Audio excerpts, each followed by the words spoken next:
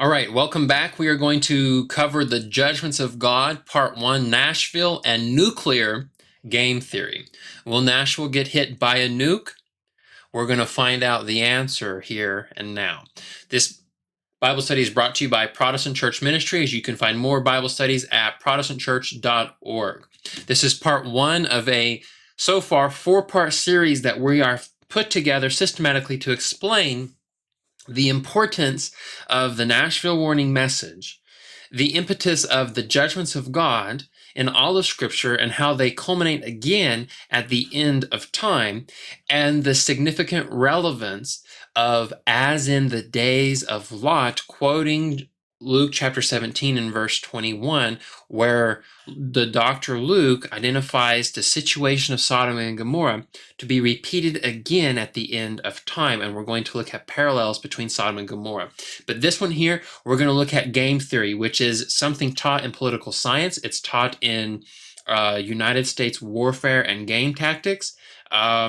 It's something that's been derived from Sun Tzu's Art of War.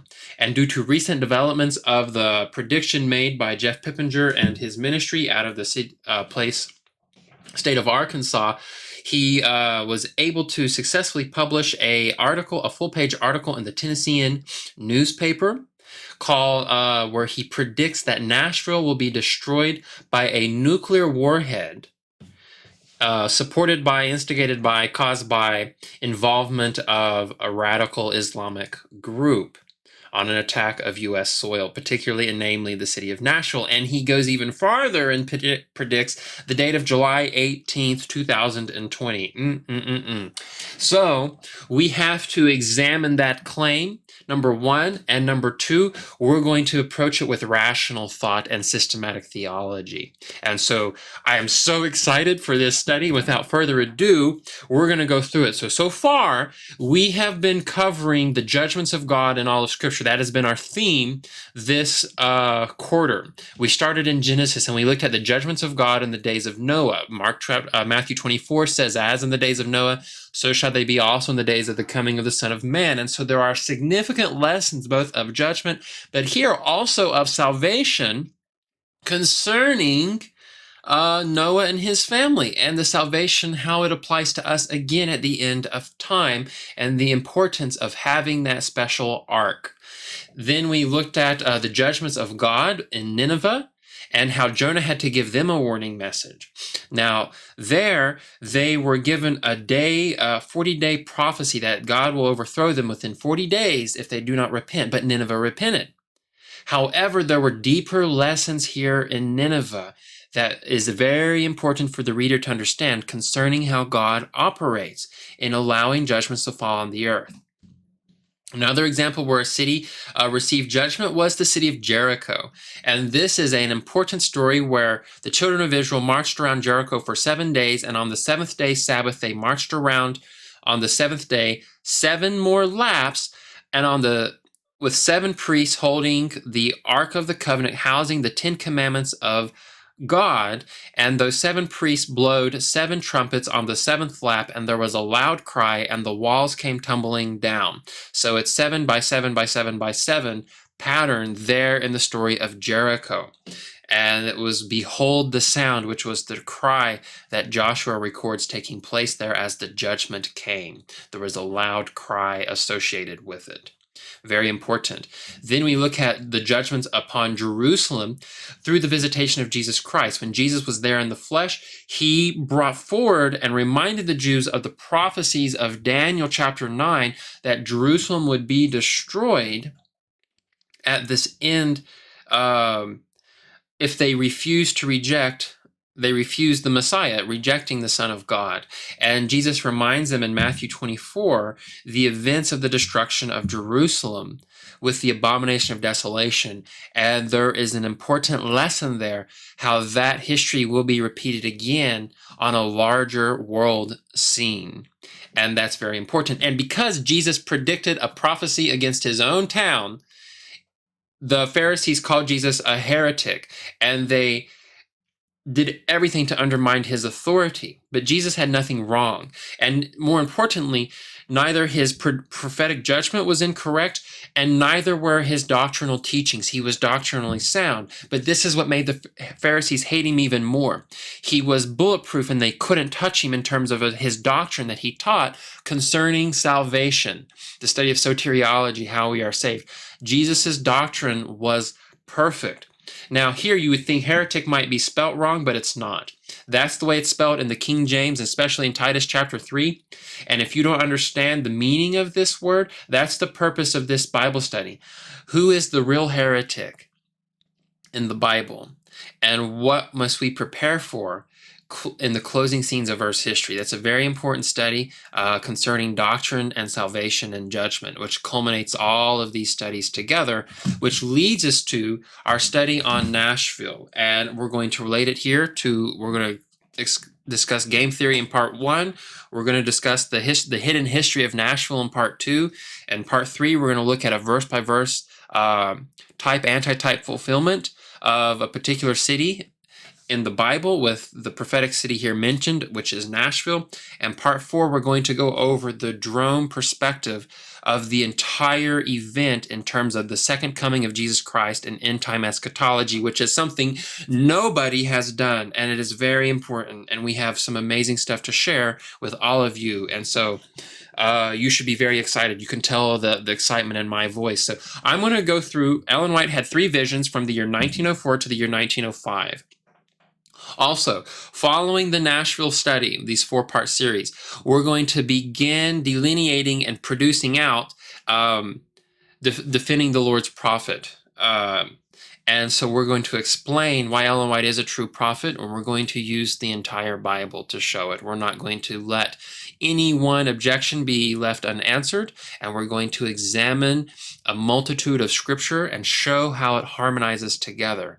Remember, Scripture is a system of truth that together paints a 3-dimensional picture of our salvation and what we need to know concerning the end of times, including having a prophet. So, Mrs. White says in the year 1904, manuscript 154, paragraph 36, while I was in Nashville, very important, she was in Nashville, a scene was opened before me. A great ball of fire seemed to fall from heaven, and from it went forth flashes of light. When these flashes of light would strike a building, the building would burn like tinder. So here, building. And then I heard someone say, I knew this was coming. These are the judgments of God that I knew were coming. You knew, said another. You were my neighbor. Why did you not tell me that these things were coming? Why did you not warn others? It's very interesting. So here it was the destruction of a building. These buildings would be hit and they would fall like tinder. And it was clearly identified as a judgment of God. Nobody said this was a terrorist attack. A judgment of God is generally something supernatural that can't be explained by natural occurring things, or terrorism is not naturally occurring. It can't be. It's not related to an act of man. It's related to here by an act of God. So that's the first clue. Second, 1905, the next year, when I was at Nashville again, she's visiting Nashville again a year later. I had been speaking to the people, and in the night season, during the night, there was an immense ball of fire that came right from heaven and settled in Nashville. So this settles beyond any doubt that there should be no confusion regarding where this fireball is going to land. It's going to hit Nashville. She says it is settled in Nashville. That is as plain as the prophet can make it. As plain as possible. It's settled directly in Nashville. She said there were flames going out like arrows from the ball. Houses were being consumed. Houses tottering and falling. So note here, this time now she sees more, and houses are even destroyed by this fireball from heaven. Here she says buildings, so it makes you think of downtown Nashville. But here she says homes, houses, people where people live. So this means the event is going to be cataclysmic enough to not only affect the downtown sky rises, like the AT&T building, but it's also going to affect the suburbs immediately surrounding Nashville proper. She goes on, some of our people were standing there. Our people. These are those who knew about the vision. These are the Seventh-day Adventists. Some of them were still there. They didn't all leave. It was just as we expected, they said. We expected this. So they foreknew before it happened. They believed in the vision of the prophecy. People told them, and they knew it was coming. Others were wringing their heads in agony and crying to God for favor. Others, as in those who were not our people, so the non-Adventists. You knew this was coming, they said. You knew that this was coming and never said a word to warn us. They seemed as though they would almost tear them to pieces to think they had never told them or given them any warning at all. So the problem here is those living in Nashville are not the one giving the warning. There are people all around the world reading this and saying, wake up, Nashville, get out now, because it's coming, you need to realize it. But the people in Nashville are asleep. They're not aware of it until after the fact, and many of them will die. Some Adventists, some non-Adventists will all lose their lives in this event who do not listen. Here again in 1904, so this is the third and final vision concerning Nashville. So over 2 years, Ellen White has 3 visions concerning the destruction of the city of Nashville by a fireball from heaven that rains down out of heaven as fire and brimstone, or she describes an immense ball of fire. So a scene was presented before me. It was the night before the Sabbath.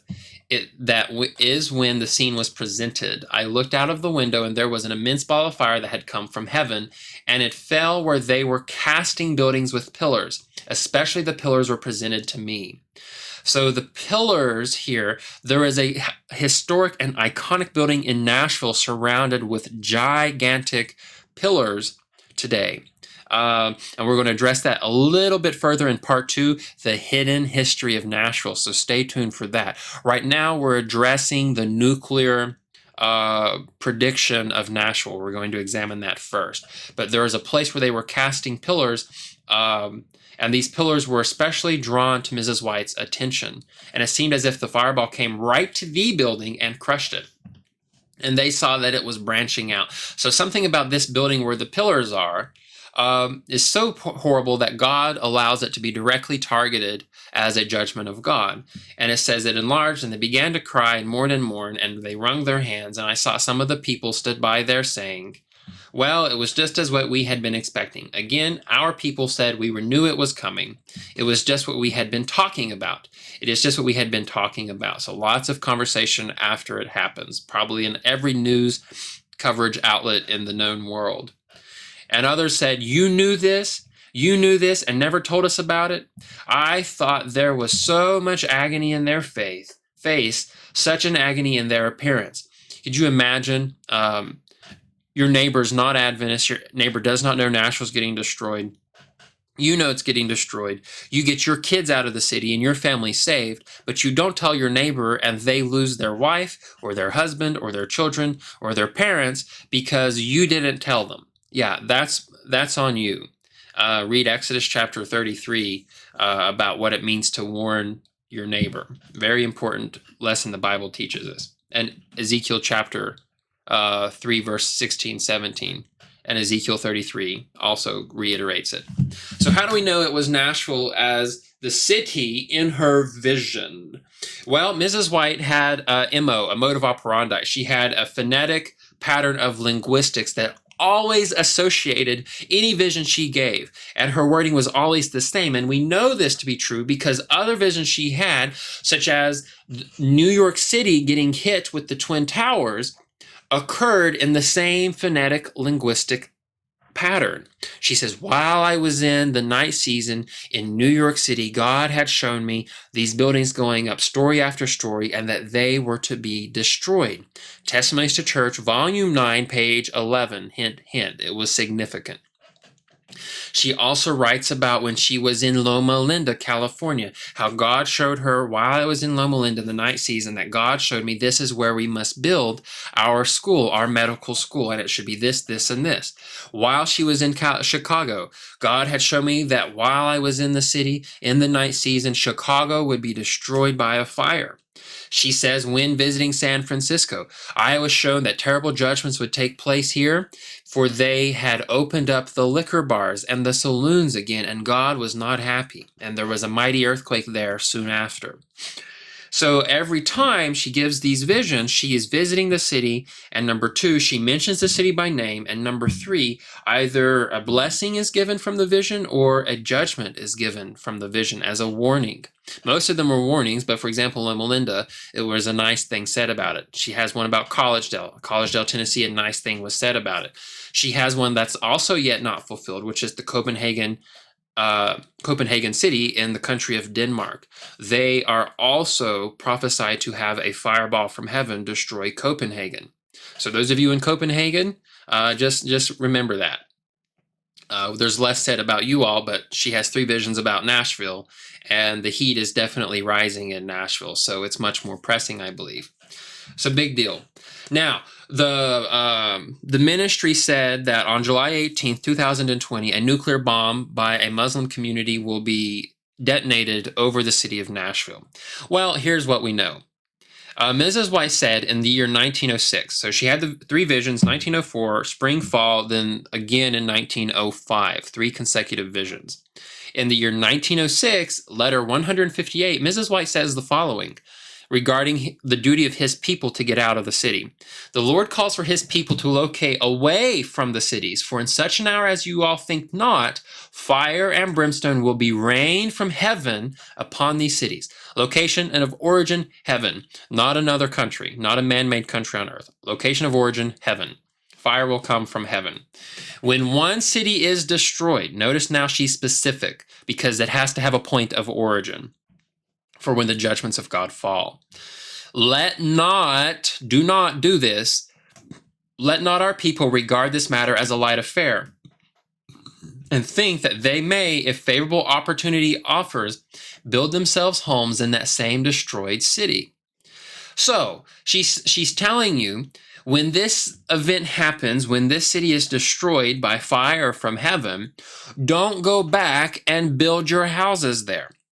Don't go back and open your business there. She says there will be a favorable opportunity, and what she's referring to is eminent domain law in the United States Federal Code. Eminent domain law states, for example, in New Orleans with Hurricane Katrina, when a land is destroyed by, quote, on the insurance it reads as an act of God, a judgment of God, that land can be sold below fair trade market value to investors, developers, and real estate builders to take that city and that land that's been destroyed and to re-commercialize it, to rebuild it up, to build new businesses there, to open up suburban housing complexes, to bring people back into that area, to make a profit. And she's saying when this city gets destroyed, 1 year after 3 visions given to her by Nashville getting destroyed, she says, don't go and build your house back in Nashville.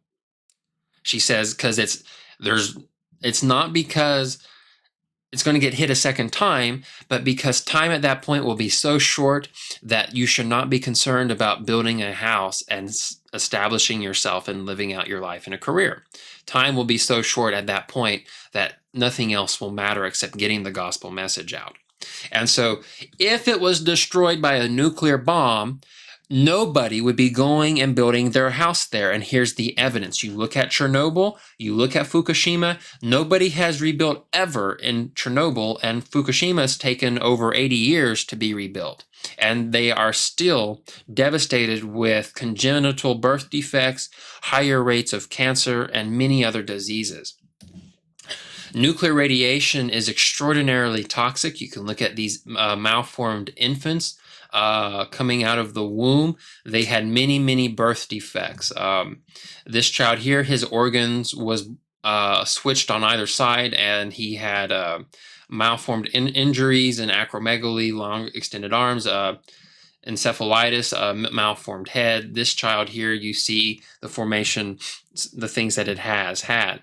So our bodies are especially exposed to radiation damage, and the size of the dose or the amount of energy deposited into the body is the most significant during a nuclear event. And the ability of the irradiation to harm human tissue. Our human tissues are all varying degrees of susceptibility to radiation. The skin is more susceptible to UV radiation than, per se, the brain. Our skin has the ability to reverse UV damage in our tissues. There is a thing called thiamine dimerization, which happens under UV radiation, and we have enzymes to reverse those thiamine dimers to prevent cancer from forming in our skin cells. There's many other forms, but this isn't the platform to get into cancer pathophysiology. But know that radiation causes these kinds of harmful effects, and the dose is the most direct amount. It affects the hair, causes baldness, clumping of hair to fall out. These are all germ lines where there's really fast-growing tissues. These cells that use the most energy will take up the most radiation rapidly, and they will experience the highest degrees of genetic mutations.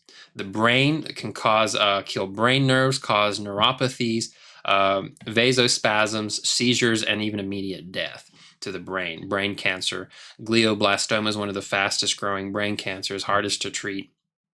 Thyroid. The thyroid takes up iodine, and during a nuclear explosion, there is what is called radioactive iodine in the air, and we rapidly absorb iodine in the atmosphere, as well as through our GI tract. And in sufficient amounts, radioactive iodine binds to the thyroid receptors, and they destroy the thyroid. The thyroid gets destroyed by the radiation coming off of the iodine. So under nuclear fallout, what you should do is take potassium iodide pills, and these overcrowd those thyroid receptors, and they outcompete against the radioactive iodine. And so instead of the radioactive iodine binding, the potassium iodide binds to your thyroid, protecting it from nuclear radiation. So that's something that you find in these nuclear radiation kits, is potassium iodide. Also, the heart can cause immediately cardiovascular event, heart failure, destroys the small vessels, etc. The blood system, it destroys the blood cell lymphocytes, it destroys leukocytes, it makes you susceptible to many other diseases, and it can persist in the body for up to 10 years after being exposed to this kind of radiation. Gastrointestinal tract disabilities, nausea, vomiting, and diarrhea. You'll have bloody stools, bloody vomiting, constant sickness. It messes up the equilibrium in the inner ear. You will constantly be sick and throwing up, and you could die of even nutrient malnutrition because you can't absorb any of the stuff you're putting in your body. It goes straight through you, or you reject it entirely. Which can cause painful way to live. And of course, the reproductive tract, these are another germline in the body that's rapidly dividing. And so these areas will become sterile, or you'll have cancer in these areas as well. Very important. So one of the places the U.S. did nuclear testing, and this is important because there's a lesson to be learned here, was the coastal Marshall Island of Atoll. It was Bikini Lagoon's island that was chosen for the first nuclear test site after World War II. Its use ended with the Partial Nuclear Test Ban Treaty, which forbade atmospheric testing. They found out it was literally devastating the ecosystem, even in the atmosphere, and it was like blowing east, getting caught in the Gulf Stream, and making people sick. Atoll is a coral reef in the Marshall Islands, consisting of 23 islands. The atoll's inhabitants were relocated in 1946 before blasting began, and they continued to do nuclear bomb testing here until the year 1958, when they were finally told to stop. Now, the largest bomb that the U.S. has detonated was called the Castle Bravo bomb, and it was a lithium deuteride-fueled nuclear weapon. Lithium is a very oxidative metal on the periodic table that responds with oxygen, forms lithium oxide, and deuteride, which is a form of hydrogen with 2 neutrons. Deuter means 2. Hydrogen is 1 proton, 1 neutron, and if you put 2 neutrons, you increase the molecular weight, but you keep the 1 atomic proton, and so it becomes deuteride, and it has an extra neutron to react with lithium, in this reaction, and it forms a thermonuclear weapon. So Castle Bravo's yield was actually 15 megatons of TNT. So over here is the little model of TNT. TNT stands for trinitrotoluene. Right here you have a benzene ring here, and these three rings in here show resonance, that those electrons are cycling inside of this ring like this, sharing that electrical charge of that structure, making it highly reactive with anything going on there. Then what you have is a methyl group here, and when you bind a methyl group to a benzene ring, it becomes toluene, becomes the new chemical name toluene. And then what the chemist does is he binds three nitrate groups. This is your first carbon here, carbon 1, 2, 3, 4, 5, 1, 2, 3, 4, 5, 6. So you have a nitrite group on carbon 2, carbon 4, and carbon 6. So 2,4,6 trinitrotoluene is the chemical name for TNT. However, the Castle Bravo bomb was 15 megaton equivalents of TNT. They initially thought it was only 6 megatons, but there was unforeseen additional reactions involving the lithium due to its high reactivity with the deuteride. And so it was twice as powerful, more than twice as powerful, when it blew up in the Bikini Atoll Island. Most powerful artificial explosion in history. 3 families were resettled on the Bikini Island in 1970. So we're examining why Nashville, according to the vision of Ellen White, will not be hit by a nuclear warhead. Because she says the next year, everybody is going to be tempted to move back there and relocate there because it's going to be very profitable to buy land for cheap and to get back into that real estate and housing market. If it was a nuclear warhead, no developer is going to rebuild and put a housing community there.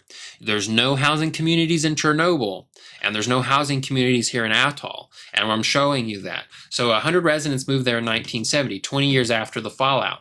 But scientists went back and they measured levels of strontium, which were dangerously high in the water in 1977, and they took blood samples from the residents, hair samples, bone marrow samples, and found cesium-137, which is its atomic number. Atomic number for cesium is very radioactive in their bodies. And so they were all evacuated in 1980. So it's completely unoccupied today, 50 years later. So I want to show you this video, and then we're going to look at something here in closing on nuclear game theory. So here's footage from the Washington Post from the 1946 atomic bomb testing in the Atoll Island. Here's the time.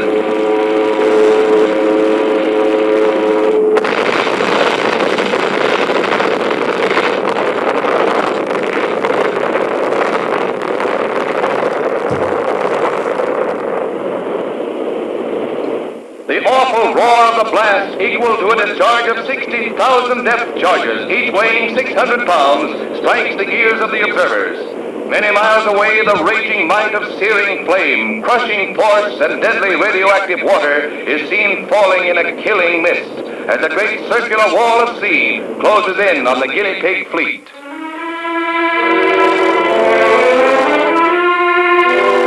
The combined forces let loose, swamp the nearby ships, and crush their thickly armored hulls like cardboard.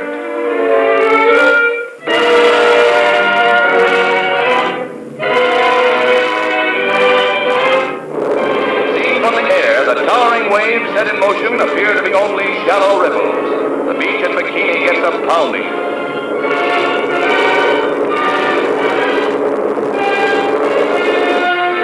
A television screen records an on-the-spot picture story.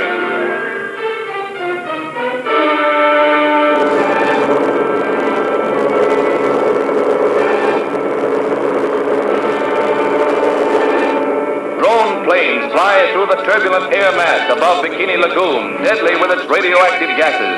And for days it was not safe for salvage crews to board the damaged ships. Geiger counters recorded the intense rays, which would have proved fatal if the ships had been manned. When task force observers under Admiral Blandy made the final tally of ships sunk or damaged, they found the Jap battleship Nagato badly damaged. She later sank. The destroyer Hughes was beached to prevent its sinking. 5 submarines were listed as sunk or damaged, and the historic old battleship New York was a battered hulk, its superstructure twisted and torn. The proud Saratoga, veteran of many naval campaigns, goes down many hours after the blast. Efforts were made to salvage the historic carrier the Japs could never sink, but old Sarah finally goes down in the cause of science.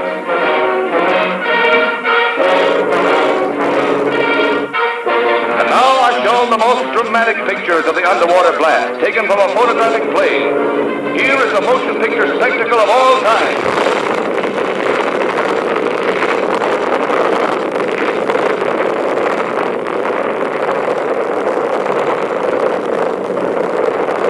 A million tons of water alive with deadly rays. Awe-inspiring in its significance for man, who learned how to control the atom, but must now learn to control himself. Before you can integrate all your apps and data.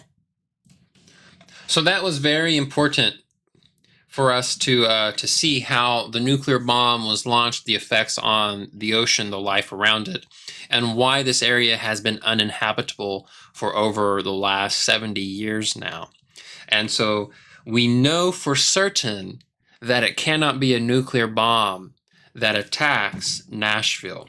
It will be a fireball from heaven, as the vision says. So in closing, we're going to look at nuclear warfare. And one of the things that you have to learn about in governance and politics and military is game theory, which is an umbrella term. And underneath it, we have something called deterrence theory, which holds that nuclear weapons are intended to deter other states from attacking with their nuclear weapons. Hence the name deterrent, through the promised retaliation and possibly mutually assured destruction, MAD. So over here you have how bombs are increasing in size. Now over here, this is the Tsar Bomba. It's 50 megaton. It's never been detonated, and I'm pretty sure it's retired in a museum. And if there's any equivalence left, I can assure you the United States, the CIA, and all other intelligence agencies are highly monitoring where this is. And if Russia even sneezes in the direction of the button of the Tsar Bomba, the United States knows about it. I can assure you that. Over here was the Castle Bravo, a 15 megaton bomb detonated in 1951. So here's how there's Mount Everest, the height of a plane, 35,000 feet. The average plume cloud is over 100 feet, 1,000 feet tall. And here are the very first bomb we launched on Hiroshima in Japan in 1945. And so game theory kind of works like this. There are ones and zeros here. There are binary options for the United States, for Soviet Russia, or substitute any group here with nuclear capacity. During the Cuban Missile Crisis, there were two options for either party. The Soviet Russia got their missiles into Cuba, and they could either withdraw them or deploy them, in which case an outcome would catalyze here in the grid. And the United States had an option to either do nothing or to confront them. And to confront means to get them to get rid of all missiles in Cuba, so they can never threaten the United States. And so in which case, if Soviet Russia withdrew their missiles and the U.S. did nothing, there would be a tie between both parties. Soviet neither lost nor won. The U.S. suffered no civilian death. So it was like no harm, no foul. Here, and nobody had to get involved. The Soviet Russia could deploy the missiles, and the U.S. could do nothing, in which case the U.S. would lose and the Soviet Union would win. On the other side, you could say Soviet, which is what we want, the U.S. confronts the Soviet Union, and they would win under the stipulation that Soviet Russia would withdraw their missiles, which would be a lose for Russia. In which case, this is actually the block that occurred in history. However, the one that we want to avoid is quadrant number 4, in which case there is a confrontation, but the missiles are still deployed in a warfare fashion, in which case one firing of a nuclear warhead leads to the second firing of a nuclear warhead, which in this case you employ MAD, mutually assured destruction.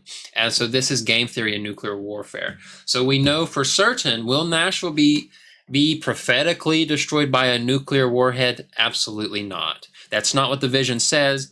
That has never been the case. The event will be like Sodom and Gomorrah, where the message will be given to them.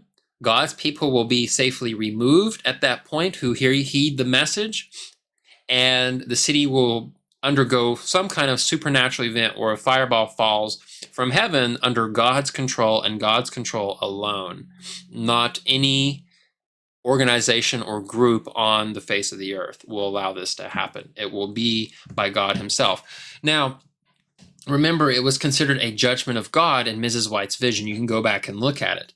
That means no rational or secular thought can explain such as simply calling it an act of terrorism. Now, I know people in the Federal Bureau of Investigation. I know people who have associates in the Department of Defense, the Department of Justice, who have positions in Washington, who have positions in Maryland, who have positions in very high intelligence agencies that I have been in communication with. And I can assure you, the U.S.'s approach to defending and keeping the American people safe is the best defense is a good defense and also a good offense. There is no part of the American infrastructure or shield around America that is weak. We have ways to tell where every nuke in any silo is in the known world from any country possessing a nuclear warhead. The moment any one of these nukes are even activated or a launch code is initiated, the U.S. is immediately alerted, and we have technology today surrounding this invisible shield on both the East Coast and the West Coast, where no warhead could even come close to getting over U.S. soil at all. It would, and even from a nation like Russia or China, who may have billions of dollars to try something, much less a radical group, perhaps in the Middle East with a much smaller budget. It's absolutely impossible that a nuke could get into the U.S. this way. And part of our defense system now today involves the use of hypersonic warheads. And if you don't know about those, I suggest you do your research because it's quite fascinating. And again, the best defense truly is an excellent defense in our case. So stay tuned for part 2, The Judgments of God, Nashville's Hidden History. In this next episode, we're going to look at just exactly why God revealed to his prophet and his people why the city of Nashville will be destroyed. And there is truly a significant reason why. There's multiple reasons why. They have a very dark history, and we're going to divulge all of that in this next episode, part 2. Stay tuned. Thank you for watching.